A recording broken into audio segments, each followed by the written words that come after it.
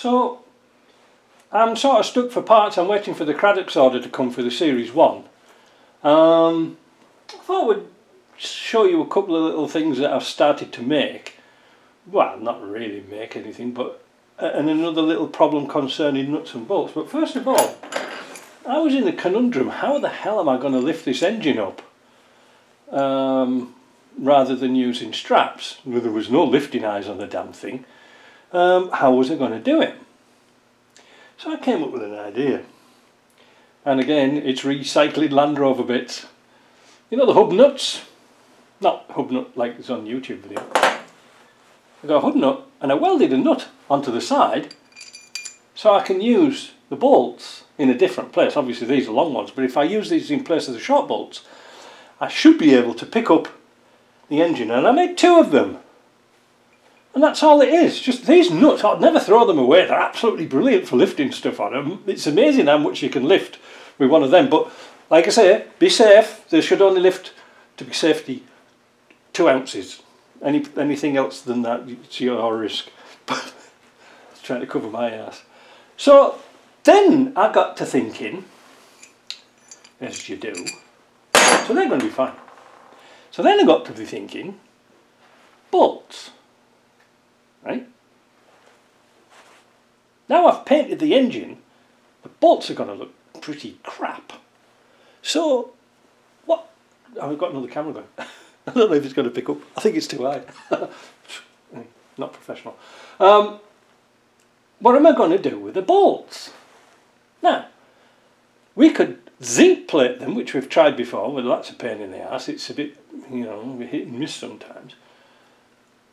But we could blue them. Now, I'll put a link below to a chap in Switzerland who's done a nice 5-minute video on bluing, and I watched it over the holidays and I started put 2 and 2 together. I thought, that's not a bad idea. Bluing will prevent corrosion.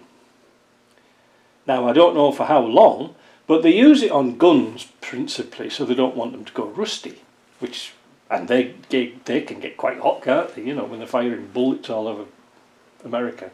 So I thought to myself, can we blue bolts? So I got some of the product that he was using, this stuff here. It's called Birchwood Perma Blue. Now, it is available in the UK. You've just got to search for Perma Blue. There's 2 different types. There's Perma Blue and there's another one. One's for touching up bluing, but one's for doing just about everything bluing. And like if you saw the video, you know, you could stop and watch the other video, but the normal way of bluing things was to warm it up and dip it in oil, and then it would be blue. But that is a bit hit and miss. Why? Well, if you've got a very, like a piece of metal, like a spring for example, or something that's got a temper in it, you could ruin it by bluing it, like a hot method. But this is cold bluing. Now, isn't that interesting?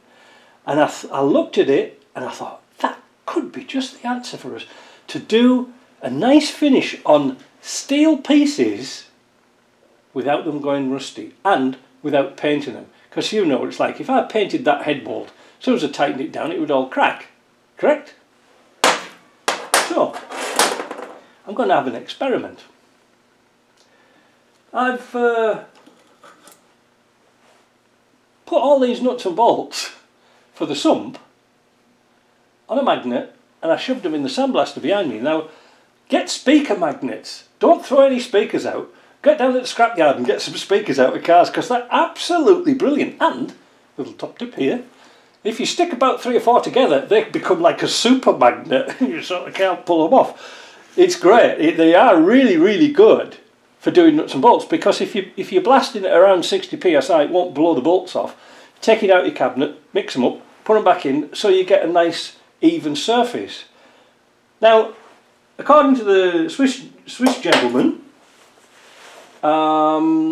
you can do all sorts of sizes and shapes, which sometimes limits us. You know, if we wanted to do Well, I don't know, what would you want to do? Bluing a complete thing? Well, say for example you want to do an axle shaft, which you wouldn't really, because they never go rusty. But if you wanted to do something that big in bluing it to prevent corrosion, this cold bluing could be the answer. Because you don't want to heat treat a great big shaft and make it go a bit wonky, because it's very hard to tell the temperature for the correct temperature for bluing. As the chap showed in the video, heat it up too much and it'll go flaky. We don't want that. So what we're going to do is have an experiment with cold bluing. So let me get set up and I'll come back, because I think this could be the answer. So I've assembled a few bits and pieces that we will need on this experiment. Now, according to the chap on the video, we need just some simple things. We need some of this bluing compound, and like I say, you can buy it all over the place. Now, I didn't know about this, and I just went straight to Amazon and bought it. And I couldn't have bought it from a worse place, because it was like $40. And I found out at Canadian Tire just down the road you can get it for $19. So again, I was, you know, under the influence probably of Mr. Jameson's, he was round, but I just hit that button, I thought, right, I'll get some. Anyway, yeah, 3 ounces. You can get bigger quantities, but how much do you really need? Because it's only a brush-on type of stuff. Now, the important thing to notice, when he was doing this video, he puts them into a little jar. Don't put your parts or your brush, keep brushing it back into here. So that's what we're going to do with that. I've got some experimental pieces here. There's a clamp for the exhaust manifold. I've got three pieces of clamping, and I thought we'll try those. Dust. And also a head bolt, because I had one on the bench, and see how they come out. Alright, so, and I've got a little container of water, I'll show you in a minute, and a container of oil. So, let's get the camera down here. I'll show you the bits and pieces I've got. So there's my bolts, there's my victims. Paintbrush. Now I am going to wear gloves on this occasion. It's very unusual that I wear gloves, but seeing we're working with chemicals, I thought it might be wise, because I'm not sure if this must be an acid or something like that. So we'll get our gloves on. Packet of rubber gloves, you know, it's just like a prostate exam, isn't it? Now, I'm going to put a little bit in here. Oh, it's got one child-proof tops and things like that. Take that off. I wonder if I shake it up. Wouldn't harm, would it?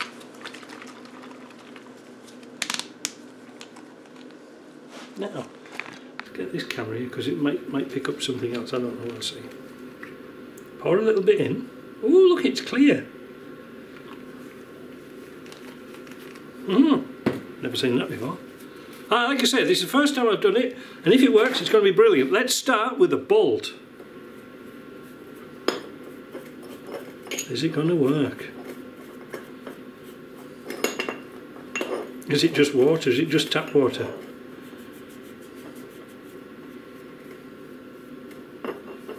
Well, it doesn't look very blue. It looks more black to me.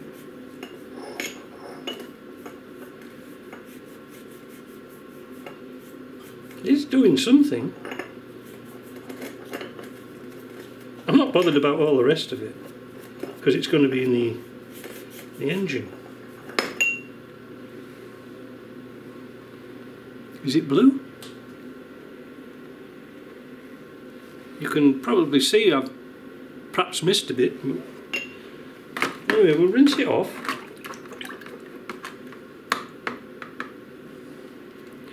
That's it rinsed off. We'll get a bit of paper towel.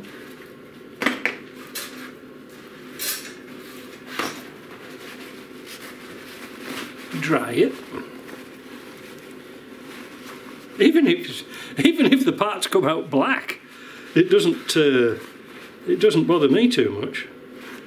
And then he said put it in the oil for or oil it for 12 hours. I don't know. Let's have a look at these bits here. All I'm looking for, I'm not looking for a blue finish.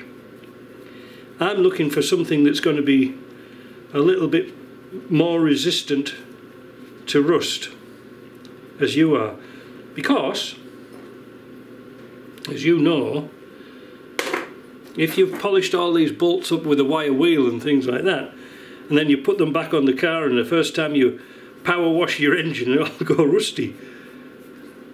Nuts and bolts usually, if they're like metric or inch, we can buy them at the shop. You know, we can buy new plated bolts. And buying new plated bolts is an awful lot cheaper than messing about with zinc plating. But I find that the zinc plating today isn't really isn't very good. It's not proper zinc plating. It's just a flash electroplating of bolts, and it comes off really quickly. Especially over here in Canada, you know, with the salt water, you know, on the roads in winter, it tends to come off. So they look nice. Now, we never put this back into the container, but I'm going to put them in the wash here, in the sheep dip. I think I'll get my airline out and blow those off. Where's my airline gone? Ah, here it is.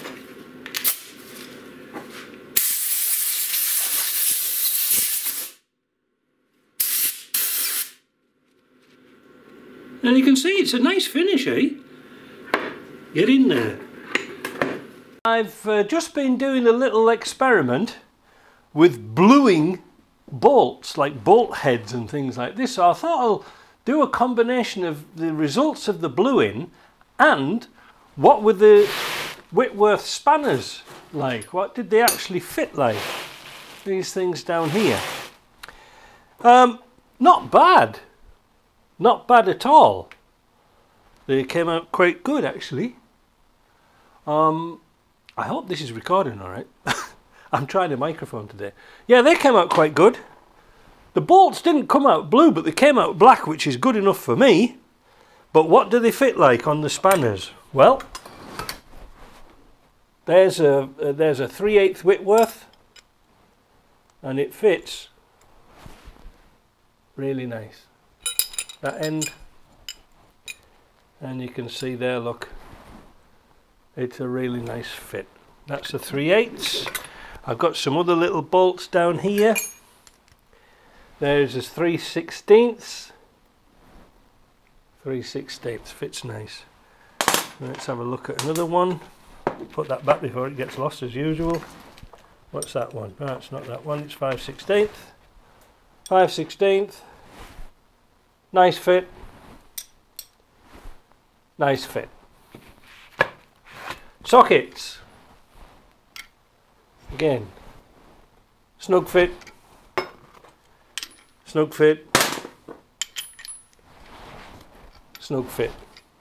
So I don't really think we have to worry too much about the things. I mean, as I sort of mentioned to you once before, that these spanners will not get used every single day.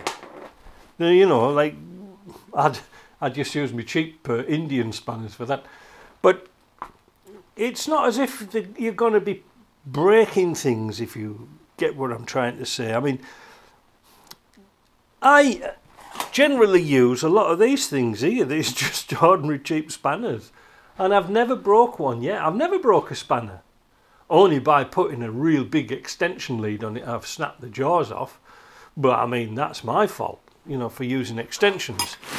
But a spanner's generally based, its length is generally based on how much force you can push on it by using your hands, like here, for example, or here. But once you start extending spanners, you're on a road to ruin, because you're going to break something. You're either going to break the bolt or the nut off, or you're going to break the spanner. So there we go. The finish is kind of nice. I'm quite pleased with those. I washed them off in the parts washer, and the black didn't come off. That's good, isn't it? So that's the end of this video. I hope you liked that. It was only a quick you know, catch up, but there we go. Right, see you later.